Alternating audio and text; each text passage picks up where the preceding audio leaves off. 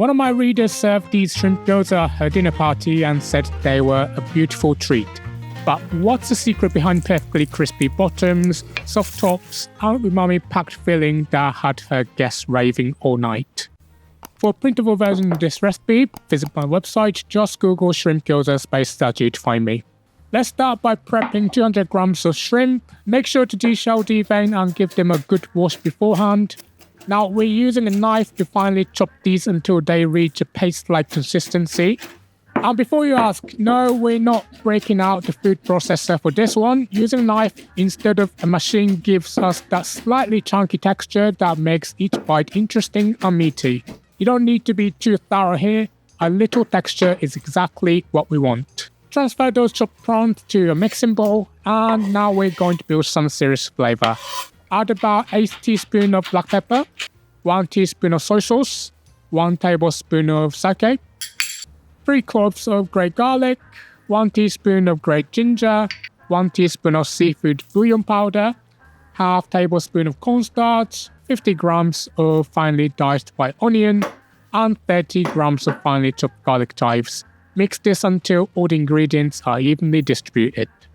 Lots of Japanese shrimp gyoza recipes combine pork with shrimp, but we're going all in on the shrimp here because, well, why not let them be the star of the show?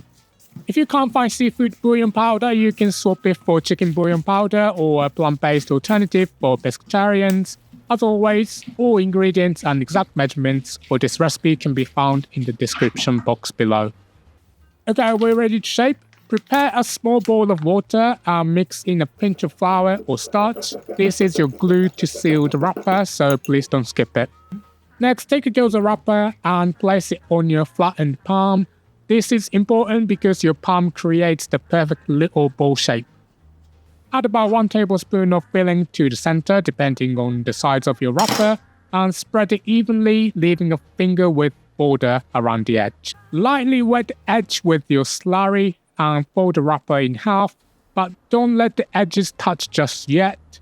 Start by pinching one corner to begin your pleat. In my experience, 3 or 4 pleats usually work best. Make a small fold and press it down to make another pleat. Continue this rhythm until your gyoza is sealed. It's a bit like meditation. Fold, press, fold, press. This is definitely one of those mindless works. Press those pleats one last time to secure them. I'm using small store-bought wrappers today. They're about 8 to 8.5 centimeters in diameter, and these will make about 30. If you're new to gyoza wrapping, try to find the larger 9.5 centimeter ones if you can. They are more forgiving and will make about 20 gyoza. And if you want to try making them yourself, check out my homemade gyoza wrapper recipe. By the way, if you love gyoza, I think you also love my classic pork gyoza recipe too. Check the description for more related recipes.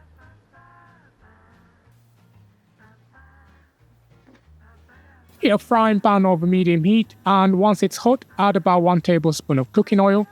Place the gyoza with the flat base down in the pan. This is going to be your golden crispy bottom that everyone fights over. Fry until golden underneath, and while you're waiting for the beautiful browning, get some water boiling. This is where I'm going to share a little secret that makes all the difference. Once that bottom is browned, we're going to do something that might surprise you, pouring 150 milliliters of boiling water, not cold water, around the pan. When you add boiling water instead of cold, the temperature of your pan doesn't drop dramatically, which means you get a more even sear and those dumplings stay nice and plump. Plus, the hot water makes the gluten in the wheat clump together immediately, preventing your gyoza from sticking to each other. Place a lid on top and let the gyoza steam until the water has almost disappeared. This is the magic moment where the tops get tender while the bottoms stay crispy. Once the water is almost gone, remove that lid and drizzle some toasted sesame oil for the final crispy knob. Let every last drop of moisture evaporate completely before removing the pan from the heat. Now let's talk sauce. The traditional gyoza dipping sauce is usually soy sauce, vinegar and sesame oil based chili oil that gives it that perfect kick. But for my prawn gyoza, we're going with something a little different and in my opinion better suited to the delicate flavor of these prawns. Mix 1 tablespoon of ponzu sauce, 1 teaspoon of soy sauce, half teaspoon of toasted sesame oil, and a touch of chili oil in a small bowl. If you want it spicier, feel free to add some finely chopped chilies. Flip those gyoza onto a serving plate, flat crispy side up because we want to show off that beautiful golden crust. And there you have it, homemade prawn gyoza with tangy ponzu dipping sauce. The beauty of making gyoza at home is that you're involved in every single step, and the best part, even if they're not perfect, they're still going to be absolutely delicious. Want even more delicious recipes? Grab my free cookbook from the link in the description. Okay, let's go over the ingredients one more time. And if you're ready to cook, grab the written instructions by clicking the full recipe box with a picture that's about to pop up on your screen.